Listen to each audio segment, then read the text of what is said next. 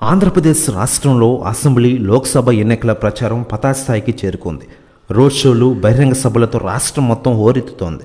శ్రీకాకుళం నుంచి చిత్తూరు దాకా అన్ని పార్టీలు ఉధృతంగా ప్రచార కార్యక్రమం నిర్వహిస్తున్నాయి. ఈ క్రమంలో అధికార వైఎస్ఆర్ కాంగ్రెస్, ప్రతిపక్ష తెలుగుదేశం పార్టీకి చెందిన నాయకుల మధ్య మాటల తోటాలు పేలుతున్నాయి. పరస్పర ఆరోపణలు చోటు చేసుకుంటున్నాయి. విమర్శల దాడులు తీవ్రతం అవుతున్నాయి. వ్యక్తిగత విమర్శలు యథాచేతిగా దొర్లుతున్నాయి. ఈ క్రమంలో వైఎస్ఆర్సీపీ అధినేత ముఖ్యమంత్రి జగన్మోహన్ రెడ్డి గారిపై చంద్రబాబు నాయుడు గారు, పవన్ కళ్యాణ్ గారు చేసిన విమర్శలు, ఘాటు వ్యాఖ్యలు వారిని ఇబ్బందులకి నెట్టేటైంది. పశ్చిమ గోదావరి జిల్లా తణుకులో జరిగిన ఉమ్మడి టీడీపీ బహిరంగ సభలో వారిద్దరితో పాటు నరసాపురం బీజేపీ లోక్సభ అభ్యర్థి శ్రీనివాస్ వర్మ వైఎస్ జగన్పై చేసిన వ్యాఖ్యలు కేంద్ర ఎన్నికల సంఘానికి చెందిన విషయం తెలిసిందే. ఇటీవల నోటీసులు కూడా జారీ చేశారు. ఇక ఇదిలా చంద్రబాబు గారు, పవన్ కళ్యాణ్ గారు ఇద్దరు కలిసి మరోసారి రాష్ట్ర వ్యాప్తంగా ఈ రోజు నుండి పర్యటన ఉమ్మడిగా స్టార్ట్ చేయనున్నారట.